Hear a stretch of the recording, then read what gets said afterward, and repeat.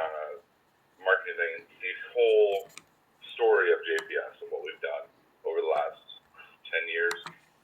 My partner from T-Mobile, he actually was the original government rep for JPS, and he set up the geotabs in the buses to help with the tracking and all the bus idling and all the maintenance stuff, and help save them so much money. They were able to buy a refueling station over there by Lowe's, that right there.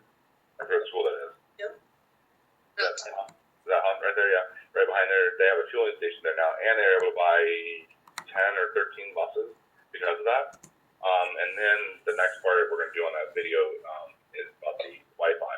And our whole goal is to take that whole piece and give it to JPS for them to market for their own school.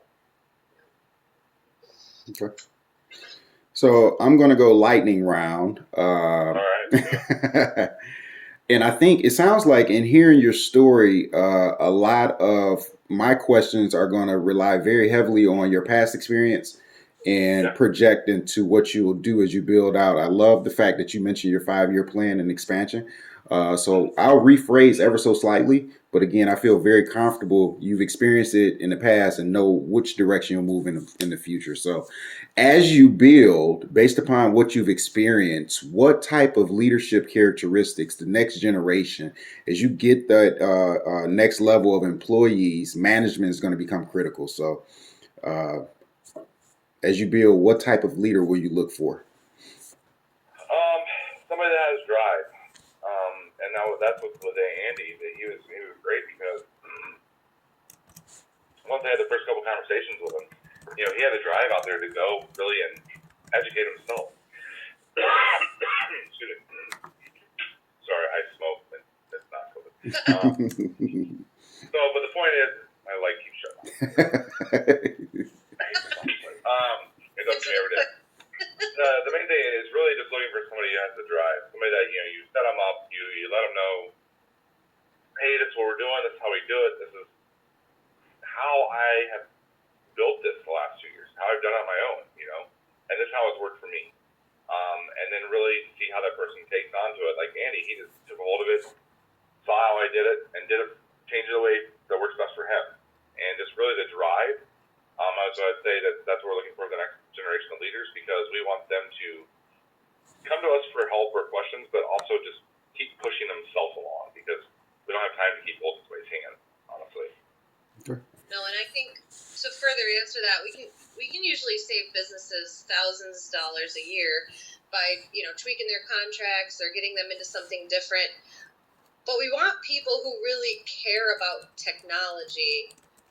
And are motivated to make money by helping people save money. So it's not just anyone that can come and manage a team. I think it's got to be someone with a lot of passion for what we're trying to accomplish, and someone who's really organized and uses their CRM. I mean, a lot of employees sit there and they kind of wander around and don't know what to do.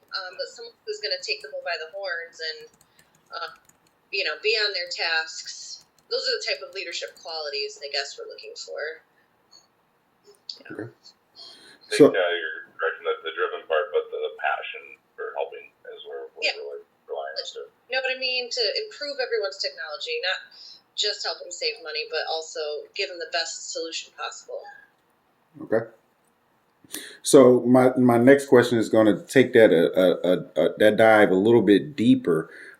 Specifically, they have the drive, but now you have 10 employees, and you two guys are a little bit more busier. So your number 2 is going to be responsible for managing or pushing that drive into that next tier. Right. So how do you guys... Oh, go ahead. So the main goal we see is that, when we get further and add more employees, my goal is to teach mentality of growth, right? And how we want to grow the company to Andy, because that's who I feel, who I envision is going to take the next step, right? From there, Andy is going to have 5 guys below him, right, or 4, whatever it might be, right? The goal is to spend 1 day with every single person, and then if not, another day on his own or here at the office process or whatnot. But the main point is to take what he learned with me and go and spend actual physical time with each one of those people. Right. And whether you spend one whole week with one person and every one week a month you're with each different people, whatever it might be, right? We haven't figured that out yet. But the whole point is to work side by side with that person so that, you know, you can help build them, motivate them, mold them, showing them how it's done. Okay. You know, showing them what it takes to go after those prospects, but also follow up with those prospects to close those deals. You know, and I think just spending them time with them is the first part. You know, and doing that over and over and over until they get it. Okay.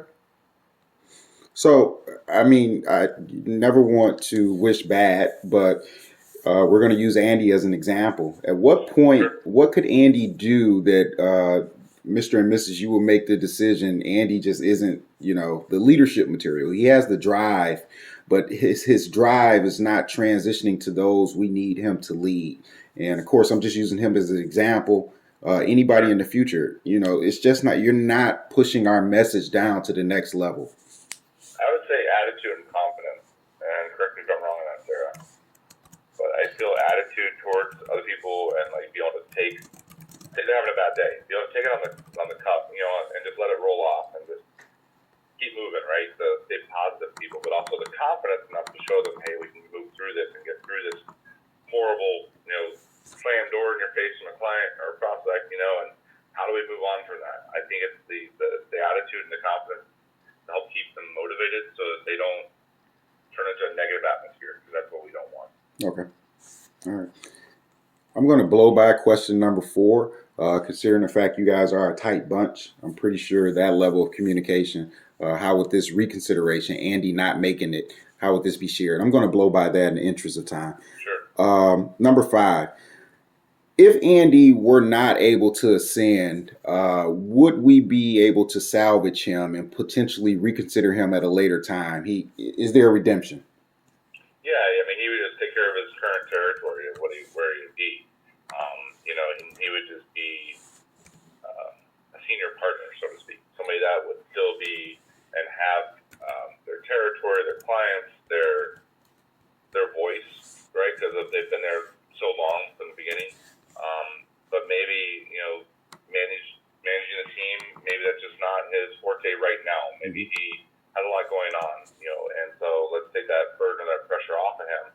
Let him focus on his team and the reason why he came to this company in the first place, right? Because he wanted that just everything about it.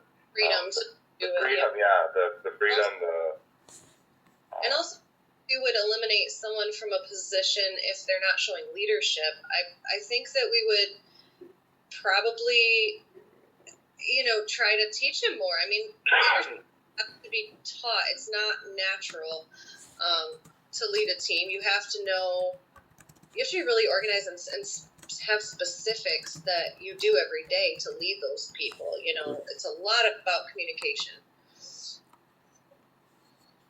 So we would teach them. We're not giving up. Okay.